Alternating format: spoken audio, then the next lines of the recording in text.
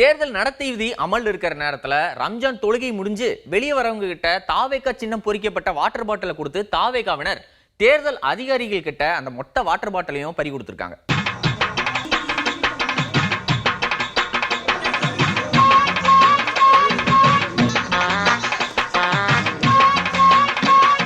ஜெயலலிதா கண்டெடுத்த வைரம் ஓபிஎஸ், அதனால அவருடைய வருகை திமுக பலம் பெற்றுள்ளது அப்படின்னு அமைச்சர் பெரியகருப்பன் புகழ்ந்திருக்கார்.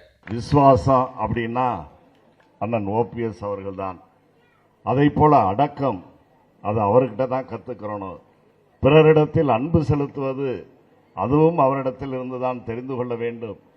ஆக இப்படி பல்வேறு பெருங்குணங்களுக்கு அடையாளமாக விளங்கக்கூடிய இந்த மூன்றெழுத்து மந்திரக்காரர் தான் அண்ணன் ஓபிஎஸ் அவர்கள் என்பதை நான் இந்த நேரத்தில் இங்கே எடுத்து சொல்ல கடமைப்பட்டிருக்கிறேன்.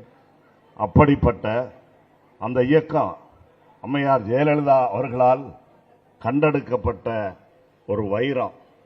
இந்த வைரத்தின் மதிப்பை இன்றைக்கு எடப்பாடி பழனிசாமி போன்றவர்களுக்கு கழுதைக்கு கற்பூர வாசம் தெரியாது என்பார்களே, அதை போல பழனிசாமி போன்றவர்களுக்கு இந்த வைரம் நம்முடைய ஓபிஎஸ் அவர்களுடைய பெருமை, அதனுடைய மகிமை தெரியாத காரணத்தால், ஒருவேளை தெரிந்த காரணத்தால் அது வைரமாக இருக்கிறது, நாம் பித்தளையாக இருக்கிறோம்.